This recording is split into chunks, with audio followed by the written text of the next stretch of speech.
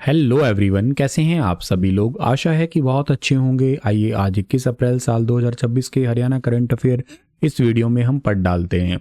बहुत अच्छा सा ये सेशन होने वाला है। आप चैनल को सब्सक्राइब कर लेना, वीडियो को लाइक भी कर लेना आप लोग। तो चलिए दोस्तों, क्लास में एंट्री करें। अगर आप लोग सीईटी मेंस के एस्पिरेंट हैं तो द्रोणाचार्य नाम का बैच है, इस बैच में आप एडमिशन ले सकते हैं और अच्छे तरीके से अपने बैच को आप तैयार कर सकते हैं, अपना कंटेंट तैयार कर सकते हैं। पिछला जो सेशन गया था उसमें मैंने एक सवाल पूछा था कि निम्नलिखित में से कौन सा अति प्राचीन नगर नहीं है। तो इस सवाल का ठीक आंसर था पंचकुला। एक्चुअली अति प्राचीन नगर की कैटेगरी में नहीं आता। पंचकुला हरियाणा के अंदर एक नियोजित शहर की कैटेगरी में आता है। नया ही शहर है, मोहाली पंजाब में है और चंडीगढ़ के दो उपग्रह शहर कहलाते हैं। पंचकुला और मोहाली दोनों को ही कहते हैं हम लोग।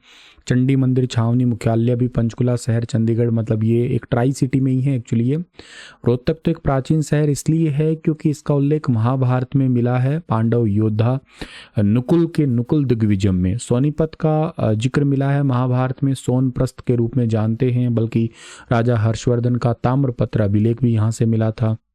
अग्रोहा भी एक प्राचीन नगर है और प्राचीन काल में तक्षशिला और मथुरा के बीच में प्राचीन व्यापार मार्ग पर स्थित मानते हैं इसको। और ये एक वाणिज्यिक और एक राजनीतिक समझौते का मेन केंद्र भी था, बल्कि महात्मा गौतम बुद्ध से संबंधित या बौद्ध धर्म से संबंधित और जैन धर्म में भी कवि एक यहाँ पे बहुत इंपॉर्टेंट जैन कवि भी रहे हैं या जैन मुनि कहा जाता है उनको, लोहाचार्य जी, उनके लिए भी प्रसिद्ध शहर रहा है ये।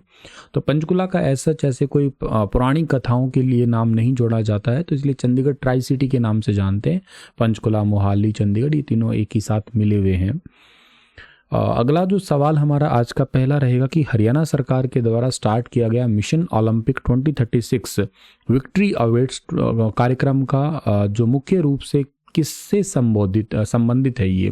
तो ये कार्यक्रम संबंधित है मेनली आइडेंटिफिकेशन। किसकी आइडेंटिफिकेशन सर? कि युवाओं की प्रतिभाओं की पहचान करना है और उनको नरिश करना है, यानी कि यंग स्पोर्ट्स एंड टैलेंट्स को। हम 2036 के ओलंपिक में 36 मेडल लाना चाहते हैं, ये हमारा लगभग टारगेट लेके चल रहे हैं हम लोग। तो 2036 के ओलंपिक खेलों में भारत की पदक तालिका में हरियाणा का योगदान कम से कम 36 पदक का है। इस कार्यक्रम के तहत 8 से 10 साल का लिए, मतलब कुछ सोर्स के उनका अनुसार 10 से 16 साल के जो बच्चे हैं उनको भी शामिल किया जाएगा और इसमें बच्चों की पहचान करके उनको अंतर्राष्ट्रीय लेवल के खेल के लिए तैयार किया जाएगा।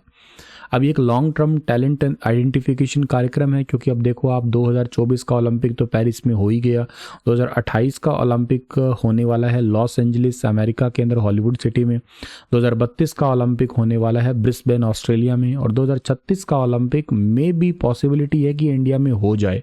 अभी अनाउंस तो नहीं हुआ है लेकिन पॉसिबिलिटी है। हालांकि 2030 का कॉमनवेल्थ अनाउंस हो चुका है, नरेंद्र मोदी स्टेडियम गुजरात अहमदाबाद में होगा। इसके लिए हरियाणा जो ना लॉन्ग टर्म टैलेंट आइडेंटिफिकेशन कार्यक्रम चला रहा है और इसके लिए बजट 2026-27 में भी इसके लिए एक विशेष मिशन के लिए विशेष प्रावधान किए गए हैं। एक जिला एक खेल, यानी कि वन डिस्ट्रिक्ट वन स्पोर्ट्स है, ये कार्यक्रम भी स्टार्ट किया गया है। हरियाणा के सभी 23 जिलों में विशिष्ट खेलों को बढ़ावा देना ताकि जमीनी स्तर पर प्रतिभा की खोज की जा सके। अम्बाला से नूह तक हर एक डिस्ट्रिक्ट के अंदर भौगोलिक और सांस्कृतिक मजबूती के आधार पर एक खेल जो ना आवंटित किया गया है। टैलेंट सर्च अभियान भी चलाया जा रहा है हरियाणा में। खेलो हरियाणा एप्लीकेशन भी है, जिससे खिलाड़ियों को खेल संबंधी जानकारी और सुविधाओं तक आसान पहुंच देने के लिए इसकी बजट में घोषणा की गई थी। तो ये नया करंट अफेयर आपको याद रखना, खेलो Haryana application. Fit Haryana campaign है, इसकी शुरुआत 30 सितंबर से करने की घोषणा की है सरकार ने इस साल में। इसके अलावा खेलो इंडिया मिनी सेंटर, राज्य के हर एक डिस्ट्रिक्ट में खेलो इंडिया मिनी सेंटर स्थापित करने की योजना है, ये भी बजट में आया था। हरियाणा के अंदर 21 जिलों में नए खेल स्टेडियम और सभी जिलों के अंदर सिंथेटिक ट्रैक बनाने का प्रस्ताव 2026-27 के बजट में रखा गया है। इसके अलावा जो है ना बजट का आवंटन भी है। बजट में लगभग 37% की वृद्धि का प्रस्ताव है खेल और युवा सशक्तिकरण डिपार्टमेंट का। ये एप्लीकेशन का क्वेश्चन डायरेक्ट एग्जाम में आ सकता है। फिट हरियाणा कैंपेन है, ये भी आपके लिए ज़रूरी है।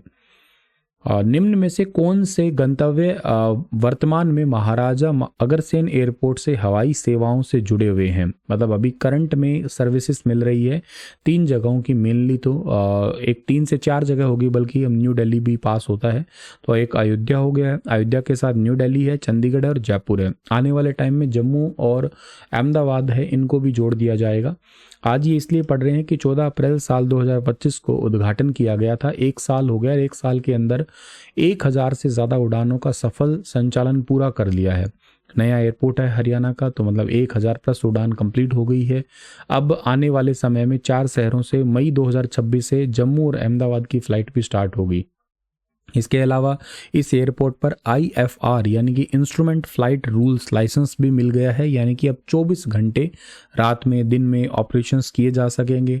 RVR ये याद रखना, रनवे विजुअल रेंज होती है। अब तकनीक के कारण अब 1800 मीटर की कम विजिबिलिटी में भी विमान उतर सकेंगे। स्टार्टिंग में ये रेंज नहीं मिलती है, स्टार्टिंग में अगर साफ मौसम है मतलब दिन है तो ही आप वहाँ पे फ्लाइट को ऑपरेट कर सकते हो, अदरवाइज तो नहीं।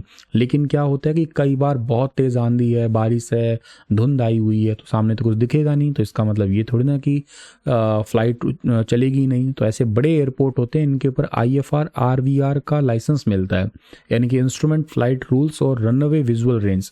अब इसमें रडार का यूज़ करते हैं, इंस्ट्रूमेंट का यूज़ करते हैं, और उसमें 1800 मीटर की विजिबिलिटी, इससे भी कम की विजिबिलिटी होती है, तो वो इंस्ट्रूमेंट के सहारे जो है ना वो टेक ऑफ होता है, लैंडिंग होता है, इन्हीं के सहारे ही होता है। इसका उद्घाटन 14 अप्रैल 2025 को किया था नरेंद्र मोदी जी के द्वारा। पहली उड़ान अयोध्या और नई दिल्ली के लिए की गई थी स्टार्टिंग में, और फिर आगे 9 जून को उड़ान यहाँ से चंडीगढ़ के लिए, फिर 12 सितंबर की उड़ान जयपुर के लिए भी स्टार्ट हो गई थी। बीच में 25 जनवरी के 2026 25 जनवरी को नांदेड़ साहिब के लिए एक स्पेशल फ्लाइट भी गई थी। वैसे IFR इंस्ट्रूमेंट फ्लाइट रूल्स होते हैं ये, और ये एयरपोर्ट को लाइसेंस मिल गया है। इसका मतलब लो विजिबिलिटी, रात में भी उड़ान संचालित कर सकते हैं। और 16 अप्रैल 2026 से ही RVR यानी कि रनवे विजुअल रेंज जो नॉन प्रिसीजन IVR सुविधा स्टार्ट कर दी है, अभी स्टार्ट की है रिसेंट। ये एक नया टर्मिनल भी बन रहा है यहाँ पे, जिसकी अनुमानित लागत है 490 करोड़। इस लगभग अप्रैल 2027 तक पूरा हो जाना है ये। इसके अलावा एरोट्रोपिलिस हिसार को इसके लिए रणनीतिक स्थान के कारण एक एरोट्रोपिलिस के रूप में भी विकसित किया जा रहा है। ये एक बिजनेस और IMT सेंटर के रूप में विकसित हो रहा है। मोटे तौर पे आप ये समझिएगा। यहाँ पे MRO सुविधा भी है। MRO का मतलब होता है मेंटेनेंस है, रिपेयर है और ओवरहॉल है। इस हब के रूप में यहाँ पे जहाज़ों के मेंटेनेंस भी किए जा सकेंगे, यहाँ पे रिपेयर भी किया जा सकेगा प्रॉपर तरीके से। और USA के साथ टाई अप भी हुआ है बल्कि यहाँ पे। हरियाणा के मुख्य सचिव अनुराग रस्तोगी के द्वारा जारी संशोधित निर्देशों के अनुसार पदोन्नति कैडर में अनुसूचित जाति SC का मानक प्रतिनिधित्व कितने % रहा है? तो ये 20% रहा है, यानी कि ऑप्शन नंबर C इसका ठीक है।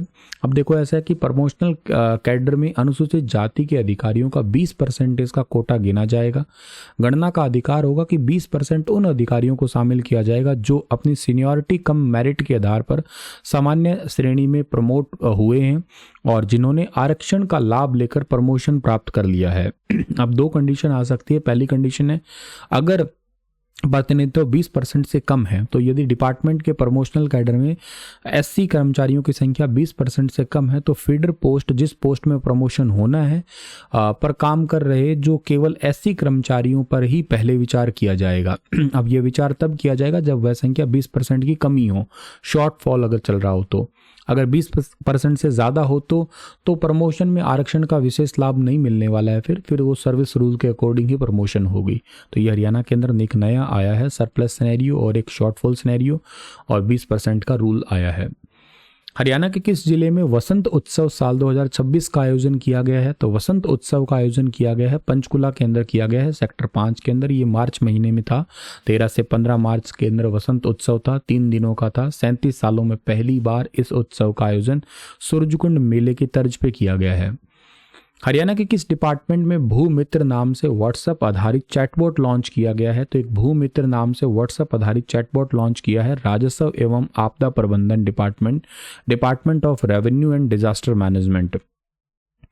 हरियाणा के राजस्व और आपदा प्रबंधन डिपार्टमेंट ने जो चैटबॉट लॉन्च किया है, इसका नंबर क्या है 9593330009। इसका मतलब ये है कि मान लेते हैं कि कोई एग्जांपल से ज़मीन या राजस्व से संबंधित कोई सर्विसेज होती है, उन सर्विसेज का बेनिफिट लेने के लिए 24/7 आवर्स यहाँ पे सर्विसेज मिलेगी, और ताकि ट्रांसपेरेंसी भी बन सके और लोगों को प्रॉपर समय पे जो ना सेवाओं का लाभ भी मिल सके। हिंदी और अंग्रेजी दोनों भाषाओं में चैटबॉट मिलेगा।